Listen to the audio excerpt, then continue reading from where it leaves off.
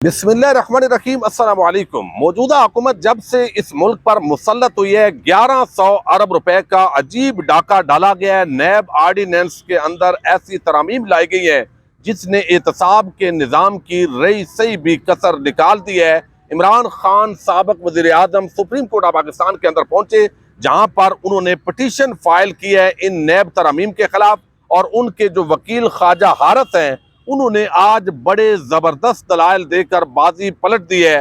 Supreme court के अंदर बड़े खतरनाक इंकशाफ हुए हैं। हुकूमत इस पूरे मामले के अंदर अब किस तरह फंस गई है, इसकी तफसीली जो समात का हवाल है वो आपके सामने आज रखना इंतहाई ज़रूरी है।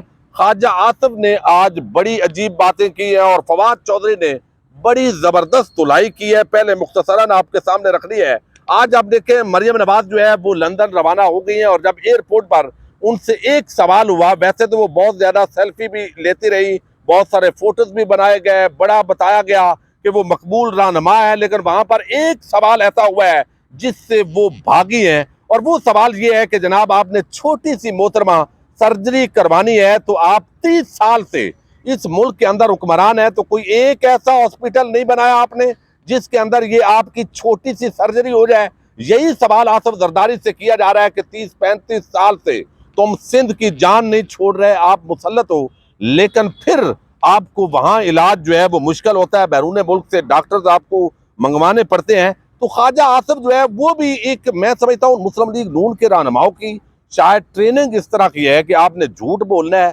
बड़े एतमाद के साथ। जैसे नवाज शरीफ के प्लेटलेट्स गिरे, जैसे बिल्कुल शहबाज शरीफ मनी लॉन्ड्रिंग केस के अंदर मासूम है, जैसे मरियम नवाज जो है वो बिल्कुल वो गलत बयानी तो करती नहीं है और उनकी सारी बातें दुरुस्त हैं। अब ख्वाजा आसिफ कहता है कि इमरान खान को नवंबर के हौल पड़ रहे हैं, लेकिन अल्लाह के फजल से नवंबर भी आराम से गुजर जाएगा। आर्मी चीफ की तकर्री के लिए 5 नाम आते हैं, उनमें से एक की सिलेक्शन होगी। तो इस पर ख्वाजा जो फवाद चौधरी उन्होंने बताया कि हमें जर्नैलों से मसला नहीं है, हमें उनकी अपॉइंटमेंट करने वालों से मसला है, और उस पर हम तनकीद कर रहे हैं। फिर वो कहते हैं कि इमरान खान ने साबित कर दिया कि वो वजीर आजम के ओहदे के लिए अहल नहीं है। जब RTS बैठना है तो इमरान खान जैसे लोग आते हैं। भाई ख्वाजा आसिफ, आप तो कम अज कम ये बात ना करें। आपने तो direct army chief general Qamar Javed Bajwa को कॉल की, जब आप इलेक्शन हार रहे थे तो फिर आपको जितवाया गया, आपके तो RTS हक में किया गया, तो आप भी वही बात कर रहे हैं। और इमरान खान का इख्तिदार जितनी देर रहा, ये वजीर आजम के अहल नहीं है, इसकी जबान ऐसी है। तो इस पूरे मामले पर मैं पहले, वो फवाद चौधरी ने बड़ी ज़बरदस्त बात की है जो ख्वाजा आसिफ तक पहुंचनी ज़रूरी है, और इस वक्त चूँकि लफ्जी जंग शुरू है, तो अब जो फवाद चौधरी हैं उन्होंने आज की जो समात हुई है नैब आर्डीनेंस के हवाले से, उस पर भी बड़ी आम जो है वो बातें की है। अब उन्होंने कहा है कि ये जिस तरह का खेल खेला गया है, यानी जंगें जीत और हार के लिए और मईशत देखकर नहीं, जंगें वकार के लिए लड़ी जाती हैं। जंगें दुनिया को बताना चाहिए कि हम कश्मीर के लिए आज भी कट मरने के लिए तैयार हैं।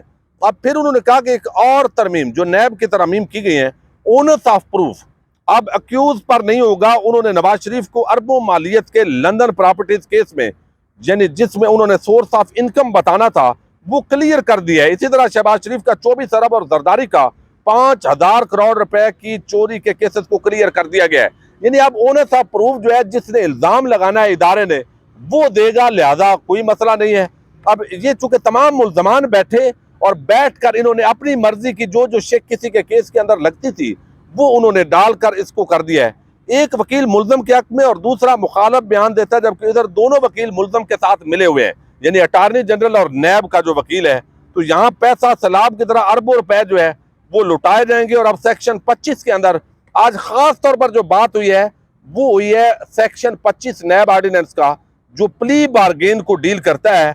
और आज की जो समात है ये यकीनी तौर पर अहमियत की अमल है, और इसके अंदर मैंने आपको बताना है कि चीफ जस्टिस की सरबराही में ये 3 रुकनी बेंच है, जस्टिस एजाजुल हसन और जस्टिस मंसूर अली शाह, वो इस बेंच का हिस्सा हैं। तो आज की ये समात आपके सामने रखने जा रहा हूँ ताकि अंदाजा हो कि इस कौम को किस तरीके से, चूंकि आम आदमी को तो इल्म नहीं है कि ये किस तरह डकैतियां हो रही हैं, कैसे चोरियां हो रही हैं। तो 1100 अरब रुपए का ये डाका है, ये तो वाज़े नजर आने वाला है।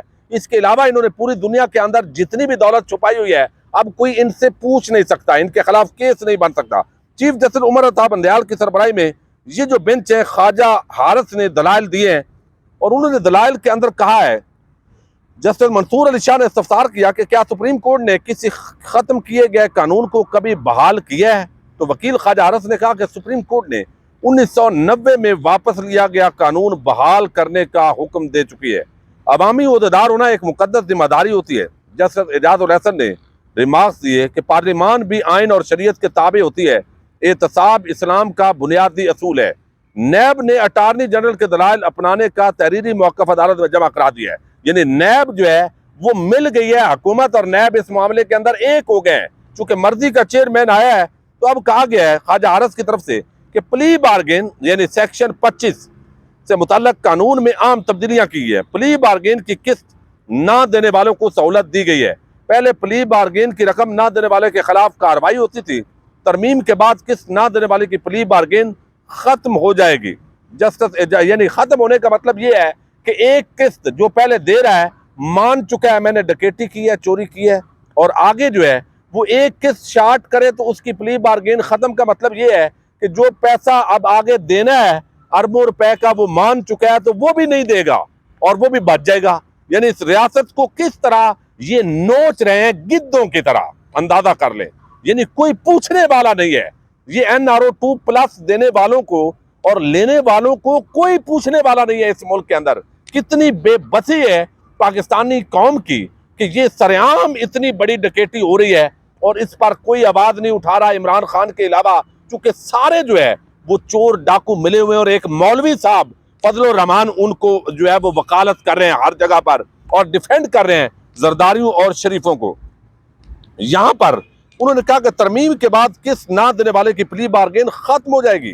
जस्टिस एजाज उल हसन जो है उन्होंने रिमार्क्स दिए हैं कि मुल्ज़िम का केस 50 करोड़ रुपए से कम हो तो आज खुद केस खत्म हो जाएगा।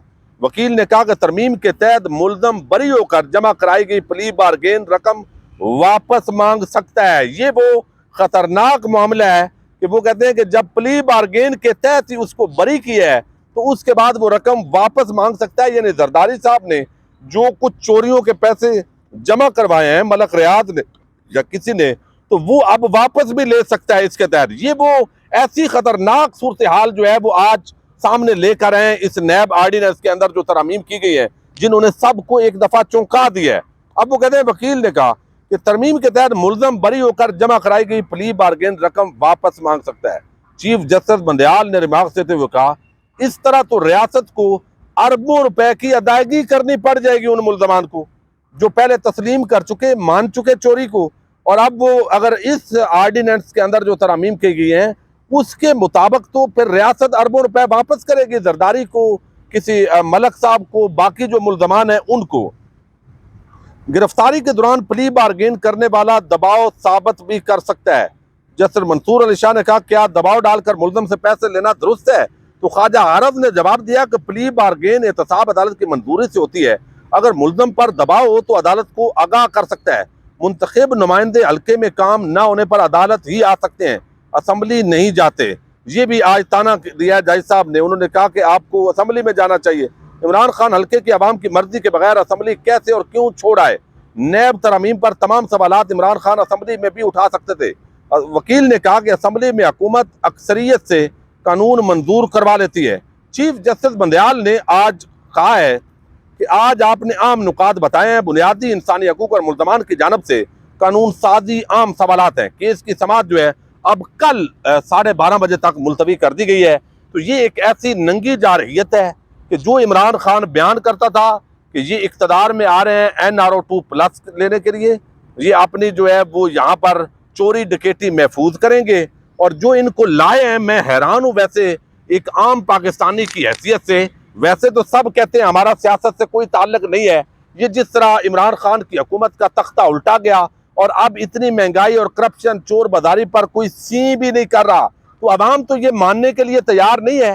तो अरबों रुपए की ये डकैती जो इक़्तिदार के ऐवानों के अंदर बैठे हुए लोग हैं उन्होंने जिस तरीके से ये माफ करवाई है और उनको कोई पूछने वाला नहीं है, चूंकि पार्लियामेंट सुप्रीम है, पार्लियामेंट ने कानून साजी कर दी है, तो अब तमाम उनकी जो नाजायज काम है वो जस्टिफाइड हैं।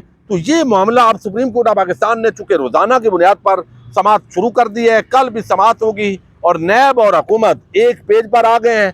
कि उन्हीं के दलाइल को नैब ने अपना लिया, हुकूमत के दलाइल को। तो ये एक ऐसी सूरत हाल है जहाँ पर सैलाब से इतनी बड़ी तबाही है हमारे मुल्क के अंदर।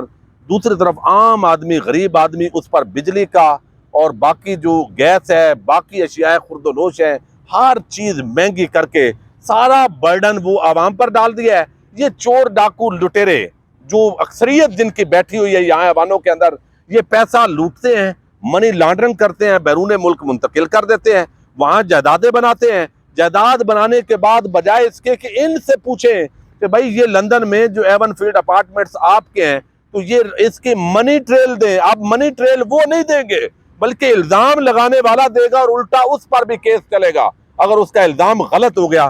तो एक ऐसा एहतसाब के निज़ाम को बांध दिया गया है जैसे पाकिस्तान को इस बदमाशिया ने पिछले 75 साल से बांधा हुआ है। बहरहाल ये डेवलपमेंट है। फवाद चौधरी ने ख्वाजा आसिफ की खूब क्लास ली है कि आप जरा अफरा बंदों के अंदर, लोगों के अंदर बगैर सिक्योरिटी के निकल कर दिखाएं। आपको अंदाजा हो, आप तो पुलिस की सिक्योरिटी में खड़े होकर बढ़ के मार रहे हो और ऐसी बातें कर रहे हो, आप अवाम के अंदर जाने की पोजीशन के अंदर नहीं है। बहरहाल देखिएगा ये किस तरीके से खेल खेले जा रहे हैं। इजाजत दीजिए, अल्लाह हाफिज।